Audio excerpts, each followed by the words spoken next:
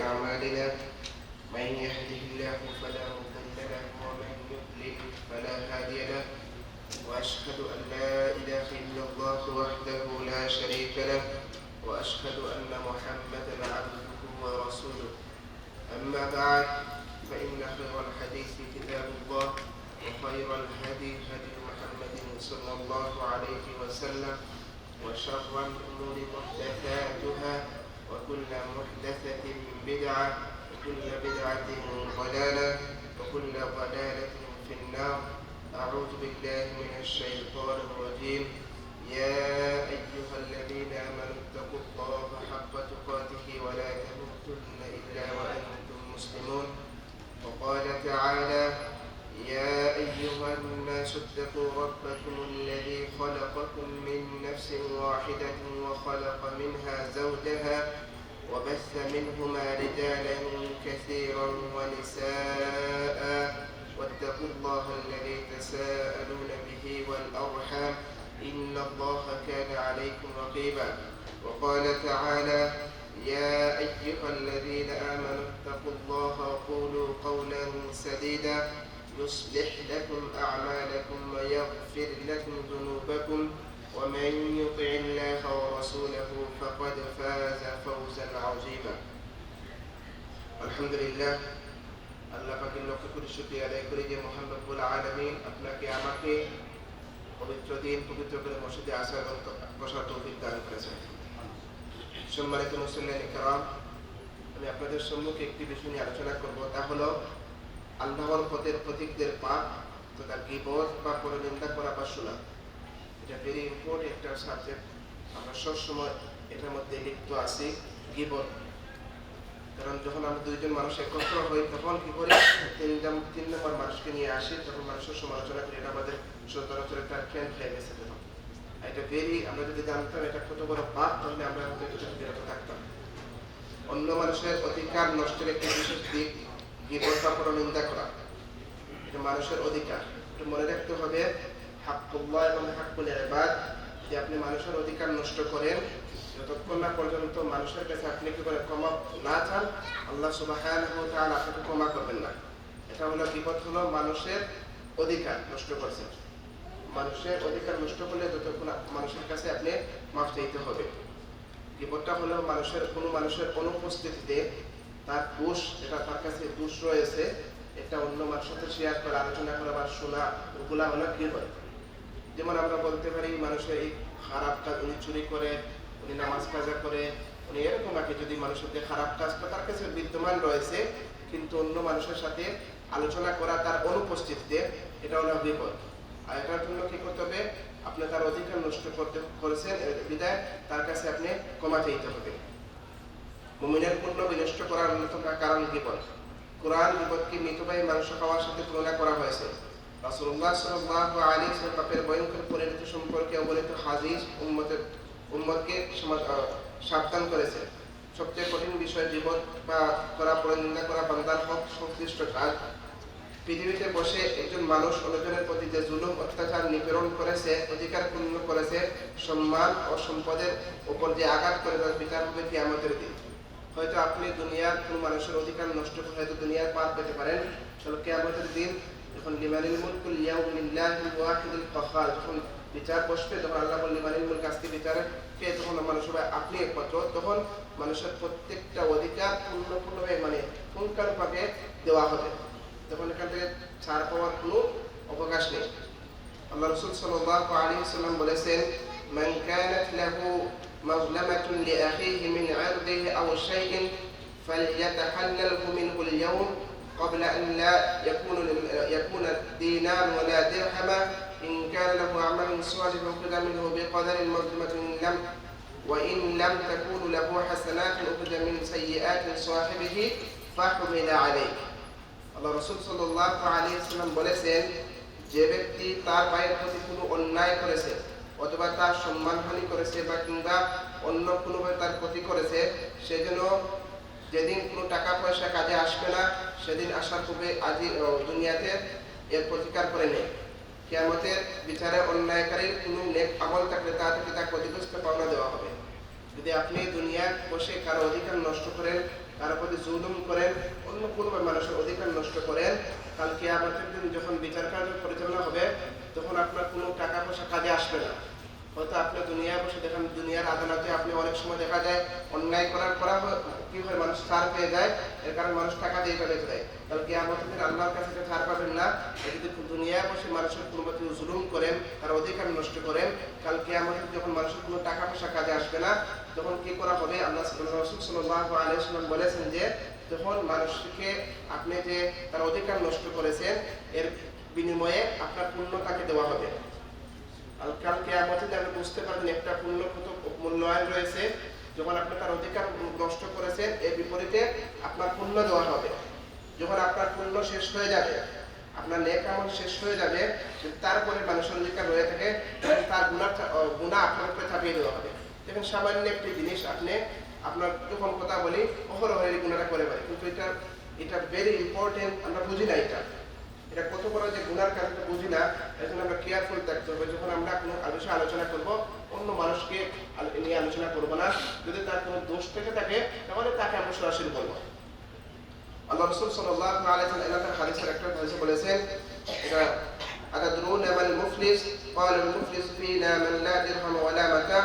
قال إن المفلس من أمتي يأتي يوم القيامة للصلاة والصيام والزكاة ويأتي قد شتم هذا وقذف هذا وكلم هذا وسفك دم هذا وضرب هذا فليعطى هذا من حسناته وهذا من حسناته، فإن فنيت حسناته قبل أن يقضى ما عليه أخذ من خطاياه فطرحت عليه ثم طرح عليه في النار. রাসূল সাল্লাল্লাহু আলাইহি ওয়াসাল্লাম বলেছেন, তোমরা কি জানো দরিদ্র অসহায় ব্যক্তিকে? যখন সাহাবায়ে কেরাম বলে আমাদের মধ্যে দরিদ্র অসহায় ব্যক্তি যে সে যার কোনো টাকা পয়সা বা সম্পদ নেই, রাসূলুল্লাহ সাল্লাল্লাহু আলাইহি ওয়াসাল্লাম বললেন আমার উম্মতের মধ্যে সত্যিকার দরিদ্র অসহায় হলো সে ব্যক্তি যে কিয়ামতের দিন কি করেছে, সালাত, যাকাত এবং ভালো কাজ নিয়ে উপস্থিত হলো। আপনি সারা জীবন নামাজ আদায় করেছেন, সালাত আদায় করেছেন, যাকাত দিয়েছেন, আপনার পুণ্য নিয়ে উপস্থিত হলেন, কিন্তু অথচ আপনি দুনিয়ার কার অধিকার নষ্ট করেছেন। আপনি সারা জীবন নামাজ, সালাত আদায় ভালো কাজ করেছেন, অথবা দুনিয়া থেকে কার অধিকার নষ্ট করেছেন। আল্লাহ রাসূল সাল্লাল্লাহু আলাইহি ওয়াসাল্লাম সবথেকে দরিদ্র ওই ব্যক্তি যে ভালো কাজ নেওয়ার পরেও কি করে দুনিয়ায় বসে মানুষের অধিকার নষ্ট করেছে। তারপরে আল্লাহ সুবহানাহু ওয়া তাআলা কি করবেন, এই বললেন যে বিনিময়ে আপনি যে তার অধিকার নষ্ট করেছেন, আপনার এই সালাত কিয়াম করেছেন, সালাত করেছেন, যাকাত করেছেন, পুণ্য করেছেন, এ থেকে আপনার কি করে পুণ্য দেওয়া হবে অন্যকে। তো আপনি এত কষ্ট করে কি করলেন, সালাত আদায় করলেন, নামাজ পড়লেন, পুণ্য নিয়ে গেলেন, কিন্তু দরিদ্র হয়ে গেলেন। কিয়ামতে আপনার সব সম্পদ, আপনার সব পুণ্য দেওয়া হবে অন্যকে। সো এর জন্য আমাদের কেয়ারফুল থাকতে হবে। যখন আমরা কোনো বিষয়ে কারোর সাথে কথা বলবো তখন কোনো মানুষের অধিকার নষ্ট করবো না ইনশাআল্লাহ। আল্লাহ সুবহানাহু ওয়া তাআলা সূরা হুজরাতে বলেন, ইয়া আইয়ুহাল্লাযীনা আমানু ইজতানিবু কাসীরাম মিনায-যন্ন ইন্না বা'দায-যন্নি ইসমুন ওয়া লা তাজাসসাসু ওয়া লা ইয়াগতাব বা'দুকুম বা'দা আইয়ুহিব্বু আহাদুকুম আন ইয়াকুলা লাহমা আখিহি মাইতান ফাকারিহতুমুহু ওয়াত্তাকুল্লাহ ইন্নাল্লাহা তাওয়াবুর রাহিম। আল্লাহ সুবহানাহু ওয়া তাআলা বলেন, হে মুমিনগণ, তোমরা অধিকাংশ অনুমান ধারণা থেকে পরিত্যাগ করো, কারণ কোনো অনুমান ধারণা পাপ, এবং তোমরা একে অপরের গোপনীয় বিষয়ে সন্ধান করো না এবং একে অপরের অনুপস্থিতি নিন্দা করো না। আল্লাহ সুবহানাহু সূরা হুজরাতে সতর্ক করে দিয়েছেন যে আমরা কি করতে পারি না, অধিকাংশ ধারণা আমরা সব সময় মানুষের যদি কোনো খারাপ কাজ থেকে বেশি ধারণা করে থাকি, মানুষকে নিয়ে সব এটা হয়তো উনি করছে, এটা হয়তো উনি করছে। আল্লাহ সুবহানাহু সতর্ক করে দিয়েছেন তোমরা অধিক অনুমান ধারণা করো না এবং কোনো ধারণা পাপ হয়ে যাবে, এবং কোনো মানুষের সমালোচনা করো না, গোপনীয় বিষয় সন্ধান করো না। আল্লাহ সুবহানাহু ওয়া তাআলা করে সূরা হুজরাতে বলেছেন যে তোমাদের মধ্যে কি কেউ তার মৃত বা তার মাংস রক্ষণ করতে চাইবে, বস্তু তোমরা তা একে ঘৃণা মনে করো। তাহলে বলা হয়েছে যদি আপনি অন্য মানুষের নিয়ে আলোচনা করেন, সন্ধান করেন, তাহলে মৃত ভাই, আপনার যে মারা গেছে তার ভাইয়ের মাংস খাওয়ার সম্মান। তাহলে আপনি বুঝতে পারছেন যে কত কঠিন একটা কত সত্য একটা আমরা গুনার কাজ আমরা কি করে অহরহ করে থাকি, আমরা বুঝি না এটা। এজন্য আমরা একটু কেয়ারফুল থাকতে হবে। যখন আল্লাহ সুবহানাহু ওয়া তাআলা সূরা হুজরাতে একটু ব্যাখ্যা করবেন তাহলে বুঝতে পারবেন। এবং গীবতটা হলো আমরা অনেক সময় বলি এটা তো ওনার কাছে আসা সত্য না। গীবত হলো অন্য মানুষের কাছে এই দুষ্টুটিটা রয়েছে, এটা সত্য, সত্য এবং অন্য এই সত্যটা আপনার কারোর সাথে তার অনুপস্থিতি শেয়ার করা, এটার নাম গীবত। আর যদি আপনি তার কাছে এটা না থাকে তাহলে আপনি কি তাকে অপবাদ দিলেন, তাহলে দুইটা গুনাহ করলেন। এর জন্য মানুষকে নিয়ে ধারণা করা, অধিক ধারণা করা, বিরত থাকা। আল্লাহ রাসূল সাল্লাল্লাহু আলাইহি ওয়াসাল্লাম গীবত সম্বন্ধে একটি হাদিস বলেছেন, عن أبي هريرة رضي الله عنه رسول صلى الله عليه وسلم قال أتدرون ما الغيبة؟ قال الله ورسوله أعلم. قال ذكرك أخاك بما يكره. قيل أفرأيت إن كان في أخي ما أقول؟ قال إن كان فيه ما تقول فقد اغتبته وإن لم يكن فيه فقد بخل. আল্লাহ রাসূল সাল্লাল্লাহু আলাইহি ওয়াসাল্লাম সাহাবাকে প্রশ্ন করেন, তোমরা কি জানো গীবত কি? তারা বললেন, আল্লাহ তার রাসূল অধিকতর জ্ঞাত। তিনি বললেন, তোমার ভাই যে কথা অপছন্দ করে তার সম্পর্কে সে কথা বলার নামে গীবত। জিজ্ঞেস করা হলো, আমি যা বলেছি তা যদি আমার ভাইয়ের মাঝে বিদ্যমান থাকে? রাসূলুল্লাহ সাল্লাল্লাহু আলাইহি ওয়াসাল্লাম বলেন, তুমি যা বলছো তা যদি তোমার ভাইয়ের মাঝে বিদ্যমান থাকে তবে তুমি তার গীবত করলে, আর যদি না থাকে তাহলে তুমি তার অপবাদ দিলে। তো এটা কেয়ারফুল থাকতে হবে। যখন রাসূল সাল্লাল্লাহু আলাইহি ওয়াসাল্লাম যদি কারোর কাছে 100% এই খারাপ কাজটা থাকে, আপনি তার অনুপস্থিতি তার সাথে অন্যের কাছে শেয়ার করে গীবত। তবে এটা থেকে বাঁচতে হলে গীবত, যদি কোনো মানুষের এই খারাপ ধারণা থাকে, খারাপ কাজ থাকে, এটা মানে তার এই বাদ এই হ্যাবিটটা থাকে, তাকে সরাসরি বলা যে ভাই আপনি এই কাজটা আপনি করেন, এটা খারাপ কাজ। আর যদি তাকে সরাসরি না বলে অন্য কারো শেয়ার করে, তাহলে আপনাকে খুব মতলব রয়েছে, এটা বেশি খারাপ কাজ। যদি কারো মানুষের কোনো খারাপ কাজ করে তাকে সরাসরি বলা। আর আরেকটা কারণ রয়েছে, যদি অন্য কারোর সাথে শেয়ার করতে পারবেন, একটা কারণ রয়েছে, যদি মানুষকে অধিকতর ক্ষতি থেকে বাঁচানো যায়। যেমন এই মানুষটা খুবই খারাপ, আপনি ওনার কাছে ঠকেছেন, খুবই খারাপ, এবং অন্য মানুষকে বাঁচাইতে চাইছেন যে ভাই ওনার সাথে আপনি যে এই জিনিসটা শেয়ার করছেন মানে চলতেছেন, এটা উনি একজন খারাপ, তাকে তো বাঁচাইতে চাইছে। এই একটা কারণে আপনি কি করতে পারবেন, মানে অন্য কারোর সাথে শেয়ার করতে পারবেন। আর অন্যতায় কোনো তারপরেও আল্লাহ রাসূল অধিকতর বলা না। আমরা অনেক সময় দেখা যায় ওনার যদি সামান্য দোষটাকে এর বেশি বলা, এটা আমাদের ভেবে সামান্য বলে যে বাড়িয়ে বলা। তো কারণ যদি মানে অধিকতর কাউকে বাঁচাতে চাইলে, যদি খারাপ মানুষের কাছে গেলে উনি ঠকে যাবে অথবা মানে প্রতারিত হবে, এর একটা কারণের মধ্যে আপনি কি করতে পারেন, অন্যকে বলতে পারেন যে ওনার এই খারাপ দুষ্টুটিটা রয়েছে, আপনি ওনার সাথে এটা করবেন না। আর কোনো কারণে আপনি করতে পারেন না। দেখেন গীবত কোনো অবস্থাতে হারাম, সব হারাম। আপনি যেমন মদ পান, শুকরের মাংস, এটা হারাম, কোরআনে বলেছে হারাম। তবে যদি কোনো অবস্থাতে এটা হালাল করা হয়েছে, যখন আপনারা জানেন যে কোনো খাবার না থাকে কোনো, তাহলে কি করতে পারেন, মানে শুকরের মাংস, এর মাধ্যমে কি আপনি এটা কোনো অবস্থায় হালাল করতে চাইবেন? আমরা কখনো চাইবো না যে যত কষ্ট হোক এটা থেকে বিরত থাকা। এর থেকে বেশি খারাপ হলো গীবত করা। এর জন্য আমাদের উচিত যে যদি কারো কোনো দোষ থাকে তাকে সরাসরি বলা, এই দোষটা তাকে সরাসরি বলা, আর নিজেকে নিয়ে সবসময় ব্যস্ত থাকা। আপনি অন্য দোষ ত্রুটি না করে নিজেকে সবসময় যে আমার কাছে এই দোষটা রয়েছে, আমি এই কাজটা করি, অন্য কি করলো এটা দেখার বিষয় না, আপনি কি করলেন এটা দেখার বিষয়। আমাদেরকে আল্লাহ সুবহানাহু ওয়া তাআলাকে এই কঠিন গুনার কাছ থেকে বাঁচার তৌফিক দান করুন। আমিন। আসসালামু আলাইকুম ওয়া রাহমাতুল্লাহি ওয়া বারাকাতুহু।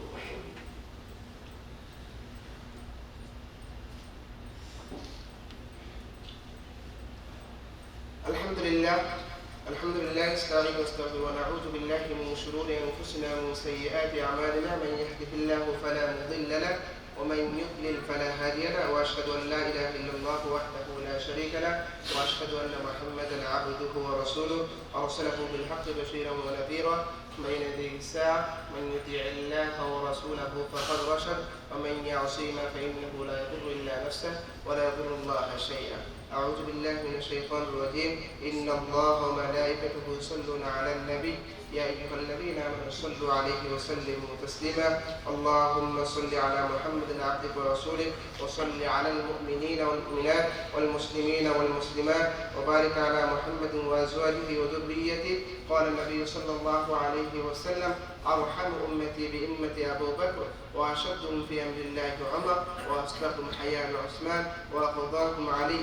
وفاطمة سيدة نساء أهل الجنة، والحسن والحسين سيدا شباب أهل الجنة، وحمزة أسد الله وأسد رسوله. اللهم اغفر للعباس وولده مغفرة ظاهرة وباطنة لا تغادر ذنبا. اللهم أعز الإسلام والمسلمين، وأذل الشرك واليهود والحمود والمشركين، ودمر أعداءك أعداء الدين. اللهم اغفر للمسلمين والمسلمات والمؤمنين والمؤمنات الأحياء منهم والأموات، إنك سميع قريب مجيب الدعوات. اللهم انصر الإخوان المسلمين، اللهم انصر الإخوان المسلمين والمظلومين في فلسطين. اللهم انصر الإخوان المسلمين والمظلومين في كل مكان. اللهم اغفر لنا ولوالدينا وارحمهما كما ربيانا صغيرا. رب ارحمهما كما ربيانا صغيرا. رب اجعلني مقيم الصلاة من ذريتي ربنا وتقبل دعاء. ربنا اغفر لي ولوالدي وللمؤمنين يوم يقوم الحساب. عباد الله رحمكم الله، إن الله يأمر بالعدل والإحسان وإيتاء ذي القربى وينهى عن الفحشاء والمنكر والبغي يعظكم لعلكم تذكرون. فاذكروني أذكركم واشكروا لي ولا تكفرون. أقم الصلاة.